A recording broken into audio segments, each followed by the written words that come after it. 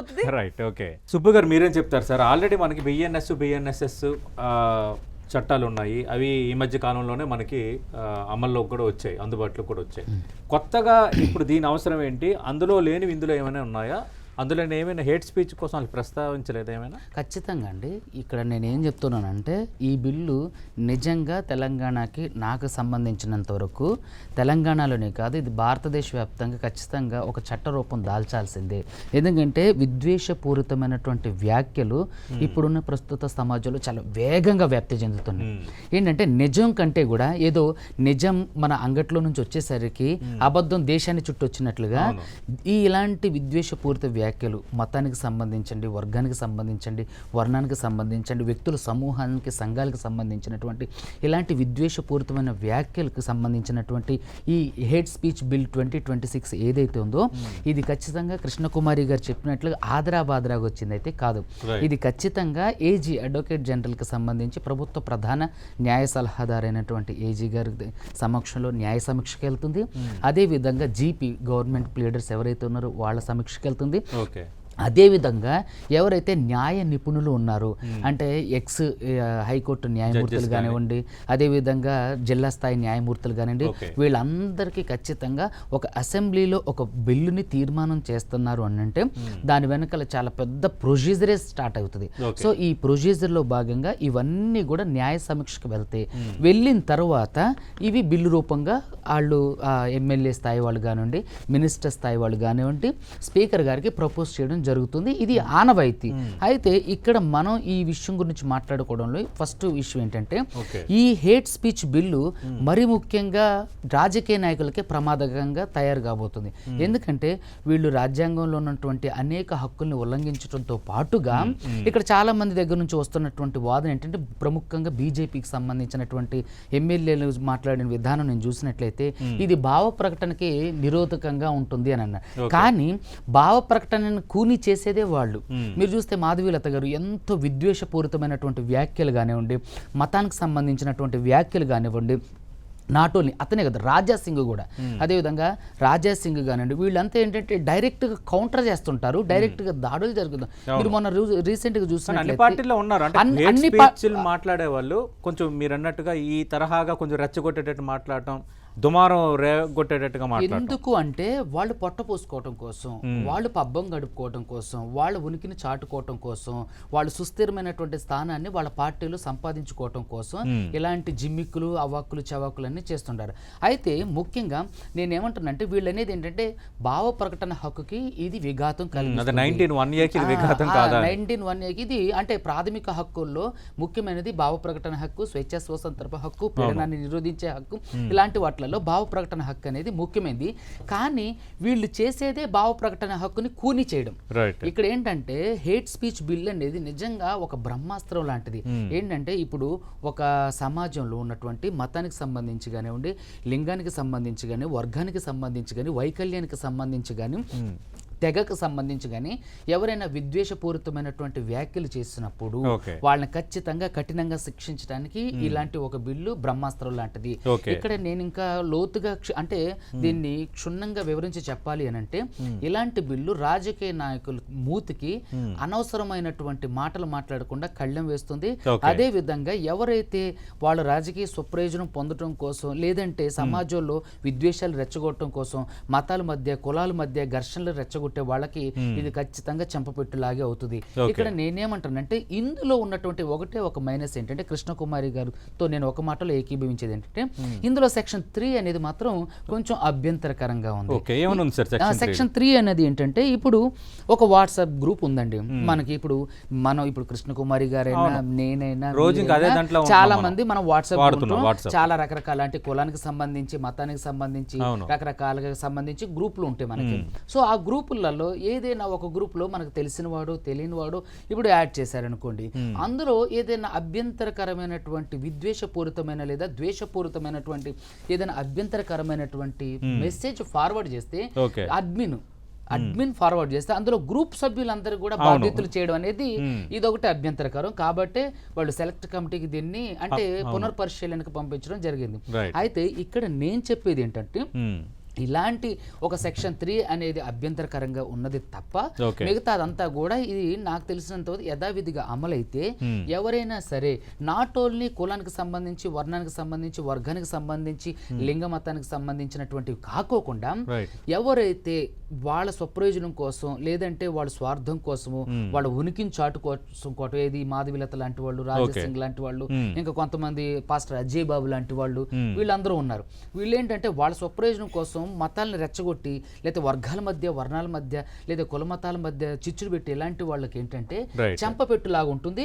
వీళ్ళు నోరు జారి అహంకారంగా గానీ అంటే దురహంకారంతో కానివ్వండి లేదంటే విద్వేషపూరితంగా కానివ్వండి వాళ్ళ స్వప్రయోజనం కోసం కానీ హేట్ స్పీచ్లు చేయటం అనేది ఇక్కడ నిర్వీర్యం చేయబడుతుంది. ఓకే, సుబ్బు గారు మీరు చెప్పాలి అసలు హేట్ స్పీచ్ కి నిర్వచనం ఏంటి? దీన్ని ఎవరు డిసైడ్ చేస్తారు? దీన్ని ఎవరు డిసైడ్ చేస్తారు? పోలీసులు డిసైడ్ చేయాలా, కోర్టు డిసైడ్ చేస్తుందా, లేదంటే సమాజం డిసైడ్ చేస్తుందా? అయితే మంచి క్వశ్చన్ అడిగారు. దీన్ని మండల స్థాయిలో ఇప్పుడు జరిగినటువంటి ఇన్సిడెంట్, ఇప్పుడు హేట్ స్పీచ్ బిల్ 2026 ఏదైతే ఉందో దీన్ని ఎగ్జిక్యూటివ్ మ్యాజిస్ట్రేట్, అసిస్టెంట్ ఎగ్జిక్యూటివ్ మ్యాజిస్ట్రేట్లు ఎవరైతే ఉన్నారో వాళ్ళు ఇది హేట్ స్పీచా కాదని డిసైడ్ చేస్తారు. అదేవిధంగా ఈ హేట్ స్పీచ్ ఏదైతే ఉందో 2026 దీని ప్రకారం ఎవరైనా సరే ఒక బాధితుడు ఇప్పుడు ఉన్నారనుకోండి, ఒక వ్యక్తి మీద మనం విద్వేషపూరితమైనటువంటి వ్యాఖ్యలు కానివ్వండి లేదంటే ప్రాథమిక మాధ్యమాల్లో కానివ్వండి మనం ఒక వ్యక్తి యొక్క వ్యక్తిగత గౌరవానికి భంగం కలిగించేటట్లు మాట్లాడామనుకోండి, ఆ వ్యక్తికి ఎవరైతే ఇప్పుడు విక్టిమ్ ఉన్నారో తనకి ఈ చట్టం ద్వారా ఏమంటారు కొంచెం ఆర్థిక స్వావలంబన కల్పిస్తారు. అదేవిధంగా ఎవరైతే ఈ హేట్ స్పీచ్ నిజంగా చేసినటువంటి వ్యక్తి ఎవరున్నారో ఈ ఎగ్జిక్యూటివ్ మ్యాజిస్ట్రేట్ ఎవరైతే తేలుస్తారో అది తేల్చిన తర్వాత ఆ వ్యక్తి యొక్క అంటే ఆ హేట్ స్పీచ్ యొక్క గాఢతను బట్టి 1 సంవత్సరం నుంచి 7 సంవత్సరాల వరకు అతనికి శిక్ష ఉంటుంది. అదేవిధంగా తను పదే పదే అలాంటి హేట్ స్పీచ్లు చేస్తూ ఉంటే అంటే 1 సంవత్సరం నుంచి 7 సంవత్సరాల వరకు జైలు శిక్షతో పాటుగా 50,000 రూపాయల జరిమానా ఉంటుంది. అదేవిధంగా తను ఆఫిచ్యువేటెడ్గా అంటే తను మరలా పునరావృతంగా అదే పని చేస్తుంటే తనకు 10 సంవత్సరాలు జైలు శిక్ష పడుతుంది, ₹1,00,000 జరిమానా విధించబడుతుంది. అయితే ఇక్కడ ఒక చిన్న లాజిక్ ఉంది అన్నట్టు.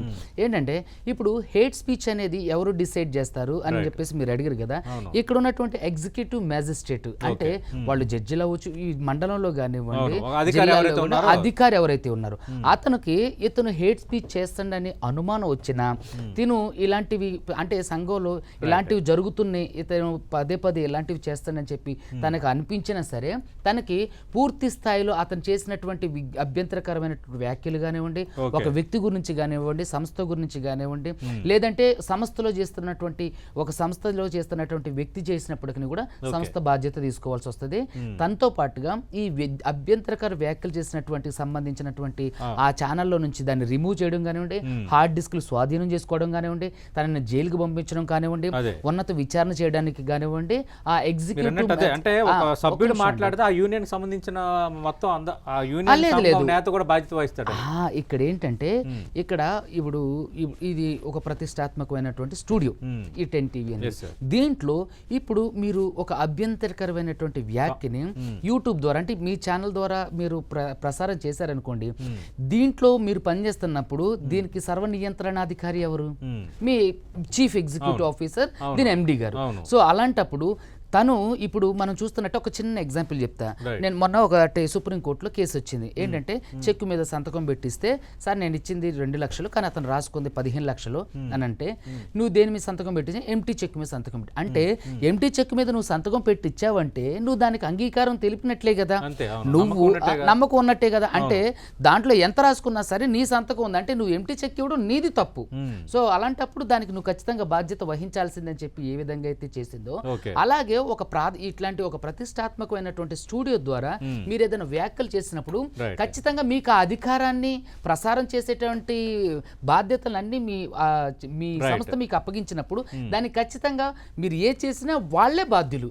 సో ఇక్కడ ఒక విచక్షణతో కూడిన అంటే అలాగే బాధ్యత ఉండాలి. నేను అదే అంటున్నా. సో ఇలాంటి ఒక ఎగ్జిక్యూటివ్ మ్యాజిస్ట్రేట్ తను ఉన్నత విచారణ చేసేటప్పుడు ఇలాంటి అభ్యంతరకరమైనటువంటి వ్యాఖ్యలు చేసినటువంటి ఆ వీడియోని డిలీట్ చేయడం కానివ్వండి, ఆ హార్డ్ డిస్క్లు స్వాధీనం చేసుకోవటం కానివ్వండి, ఏదైనా సంస్థలో ఉన్నటువంటి ఒక వ్యక్తి, ఇప్పుడు మీకు ఎగ్జాంపుల్ చెప్పాను మీలాగా, ఎవరైనా సరే ఒక సంస్థలో ఉన్నటువంటి వ్యక్తి తను విజ్ఞత లేకోకుండా తన స్వప్రయోజనం మాట్లాడితే, స్వార్థం కోసం స్వప్రయోజనం కోసం నచ్చినట్టు మాట్లాడడం కాదు, మళ్ళీ నచ్చినట్టు మాట్లాడడం సెపరేట్.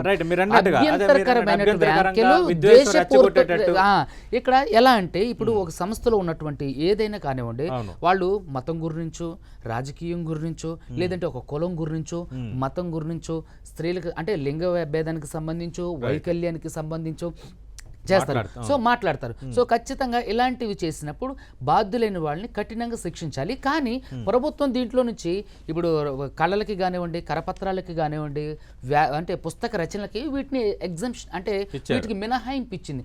ఎందుకంటే కొన్ని సార్లు మనం మినహాయింపు ఇవ్వటాన్ని తప్పపట్టను, కానీ కొన్నిసార్లు కొన్ని బుక్సే ఒక రకంగా ఒక చర్చకి దారితీస్తాయి. అంటే నేను ఏమంటానంటే అండి, మనకి ఖచ్చితంగా ఒక ఇష్యూ జరుగుతున్నప్పుడు దానికి కొన్ని డిమెరిట్స్ ఉంటాయని ఉండకపోవడం అనేది అసలు ఎక్కడ ఉండదు. అంటే డిమెరిట్స్ నేను అనేది పరిధులు పరిమితులు వేరు, డిమెరిట్స్. ఇప్పుడు ఒక వ్యక్తి ఉన్నాడు అనుకోండి, కేవలం మంచి వ్యక్తి ఎవడు ఉండడు, కేవలం చెడ్డ వ్యక్తి ఎవడు ఉండడు, మంచి చెడులు కలిసిన వ్యక్తే మనిషి.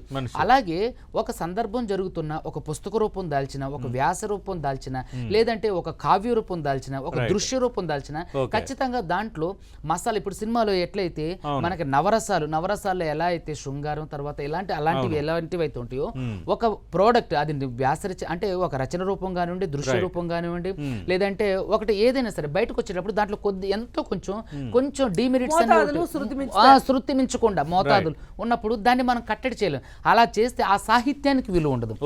ఆ ఒక సాహిత్యం exclusive for speech, exclusive for not only speech.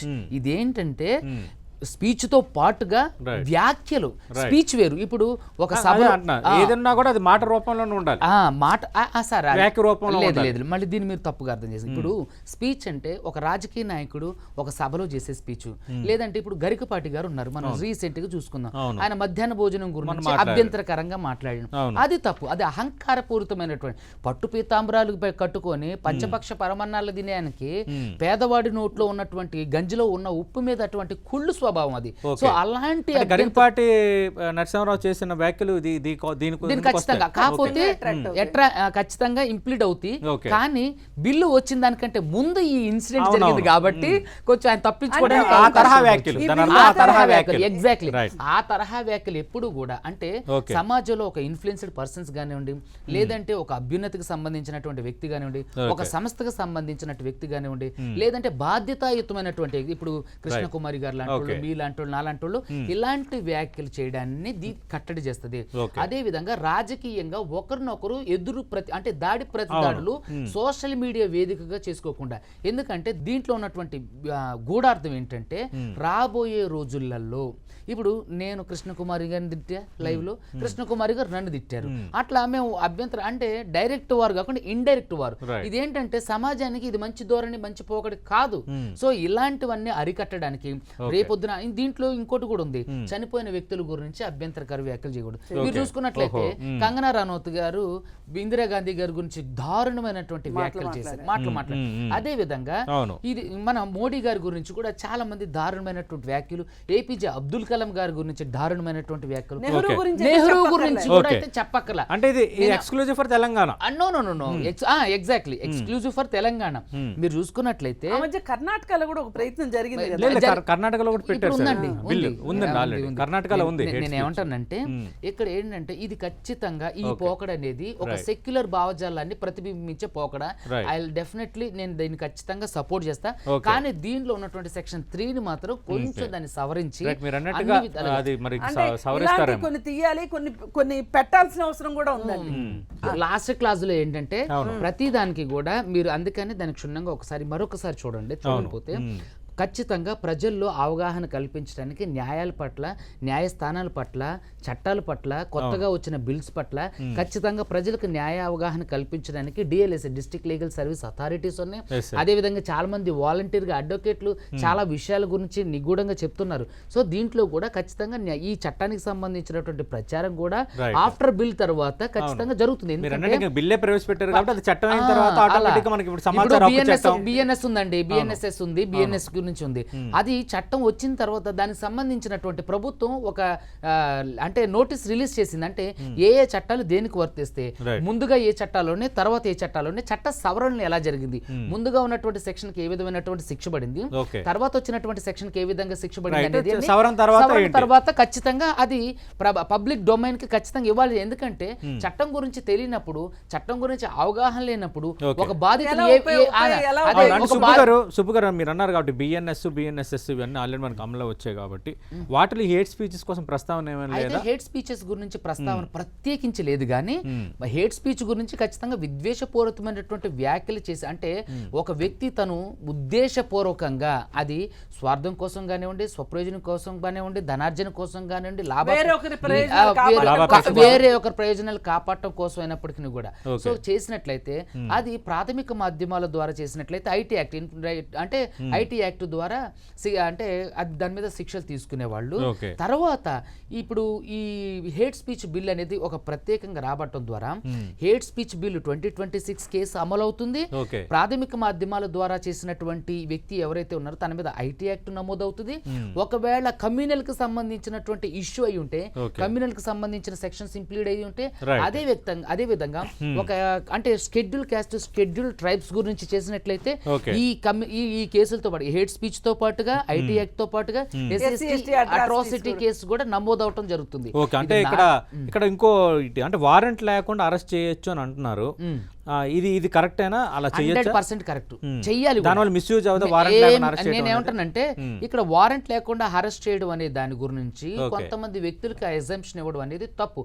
ఖచ్చితంగా ఇలాంటి కొన్ని విషయాల్లో నేను ఏం చేస్తానంటే, మీరు చూసుకున్నట్లయితే చైనాలో రేప్ కేసులు కానివ్వండి, లేదంటే మర్డర్ కేసులు కానివ్వండి జరిగితే దానికి విచారణ అనేది చాలా వేగవంతంగా చేసి నెలల వ్యవధిలోనే ఆ వ్యక్తికి శిక్ష అనేది పడడం జరుగుతుంది. అలాగే ఇలాంటి హేట్ స్పీచ్ కు సంబంధించినటువంటి బిల్లు ఇప్పుడు తీసుకెళ్లి థర్డ్ డిగ్రీ ట్రీట్మెంట్ ఏది ఒక రాజకీయ నాయకులు అయితే ఒకవేళ థర్డ్ డిగ్రీ ట్రీట్మెంట్ ఇప్పిస్తారు, అది బయటికి రాదు, అది వేరే విషయం. కానీ అంటే వారెంట్ లేకుండా అరెస్ట్ చేయొచ్చు అంటున్నారు కదా.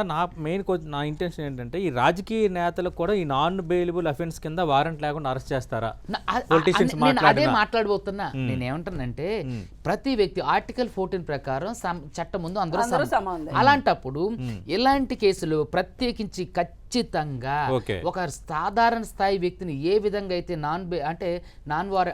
వారెంట్ లేకుండా అరెస్ట్ చేస్తున్నారు, సీఎం స్థాయి వ్యక్తినైనా సరే వారెంట్ లేకుండా అరెస్ట్ చేసేటువంటి ఒక కఠిన నిబంధనని, అది ఎంతటి వారైనా ఎంత పెద్దవాళ్ళైనా చట్టానికి అందరూ సమానులే, చట్టానికి ఎవరు చుట్టం కాదు అనే ఒక నిబంధన బలంగా తీసుకొస్తే ఇది అన్ని వర్గాల ప్రజలకు ఆమోదయోగ్యమైంది. ఇంకొక విషయం ఏంటంటే ఆ ప్రస్తావన ఉందా ఇప్పుడు ఇందులో ప్రజాప్రతినిధులు, మంత్రులు, ప్రజాప్రతినిధులు వాళ్ళకి ఎగ్జంప్షన్ ఉంటుందండి.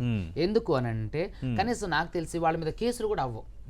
నా పర్సనల్ ఎక్స్పీరియన్స్ ప్రకారం నేను చెప్పేది ఏంటంటే మంత్రుల మీద, ఎమ్మెల్యేల మీద, మినిస్టర్ల మీద, లేదంటే క్యాబినెట్ హోదాకు సంబంధించినటువంటి కమిషనర్స్ ఉంటారు, SC commissioner, BC welfare commissioner, ఇట్లాంటి వాళ్ళ మీద ఖచ్చితంగా అవ్వవు. ఎందుకంటే వీళ్ళు సమాజంలో వీళ్ళు రూలర్స్ గా ఉన్నప్పుడు పోలీసులు ఎందుకు వీళ్ళ మీద కేసులు పెడతారు? మరి అంటే చట్టం ఎందుకంటే ప్రజా అంటే నేను ఒక పార్టీ ఆ పార్టీ అనట్లేదు, పబ్లిక్ రిప్రజెంటేటివ్స్ కూడా మాట్లాడుతున్నారు విదేశపూరితంగా కదా. అసలు మెయిన్ చేసేదే పబ్లిక్ వాళ్ళు. ఇప్పుడు వాళ్ళకి సంబంధించి ఇందులో ప్రస్తావన ఉందో స్పెసిఫిక్ ప్రజాప్రతినిధులే ఇందులో మెయిన్ అక్యూజ్డ్ అవుతారు. అసలు హేట్ స్పీచ్ అనేదే ప్రజాప్రతినిధులు అవ్వాలనే ఆకాంక్షతో, దురుద్దేశంతో పొలోమంటూ వచ్చే ఈ మాధవీలత బ్యాచ్ లాంటి వాళ్ళు ప్రస్తావన ఉందా ఇందులో? లేదండి. ఇప్పుడు పాస్టర్ అజయ్ బాబులను చూస్తే చాలా అభ్యంతరకరమైన వ్యాఖ్యలు, అసహ్యమైనటువంటి జిగుప్సాకరమైన మాటలు మాట్లాడతారు. అలాంటి వాళ్ళని వెంటనే వారెంట్ లేకుండా అరెస్ట్ చేసేస్తారు. అదే ఒక ఎమ్మెల్యే స్థాయి గతంలో కూడా యూనిఫామ్ తీసి నువ్వురా నీ తేల్చుకుందా